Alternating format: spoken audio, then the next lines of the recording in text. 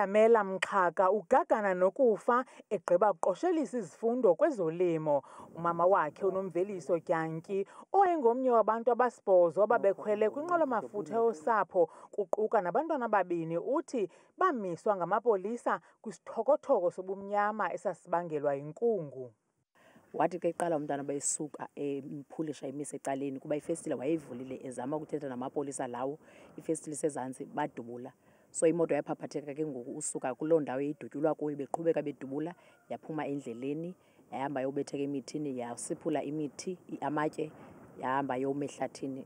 Xa ifika ehlathini kulapho ndaphulisha khona i-handbrake. Eli tyendyana elinama-25 iminyaka ubudala lichazwe njengomntwana obenekamva eliqhakazileyo enalo nothando olungazenzisiyo. ULulamela ebingumntwana orayithi kakhulu, ngumntwana nje ohleli ezonwabele, ethanda wonke umntu and ethanda nokudlala nabanye abantwana.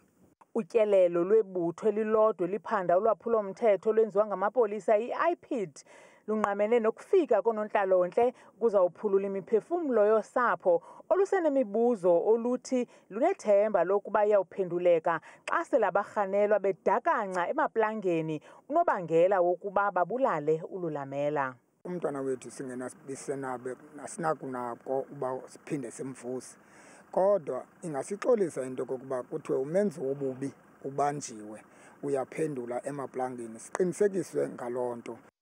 Singu-IPID Eastern Cape Office siphanda ikheyisi yesiganeko sokudutyulwa komntu wasweleka.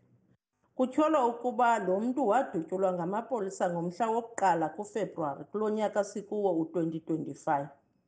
Sathi sakufumana ingxelo salusungula uphando lwethu ngokuya kwindawo yexhwayelo, i-crime scene ngolwimi lwasemzini. Saphinda saqinisekisa okokuba sikhona kwi-postmortem ngexesha kwenziwa utyando-mzimba as part yokuphanda kwethu. Okwangoku ke sisaphanda, asikaluqoshelisi uphando lwethu. Kulindeleke ukuba uLulamela abekwe kwindawo yakhe yokuphumla ngoMgqibelo, ushiya ngasemva umama wakhe nodade wabo. Kwiindaba zethu kuChannel 163 oziphathelwa yiNewsroom Africa, ndinguNtsiki Noyiya emamolweni eNgqeleni.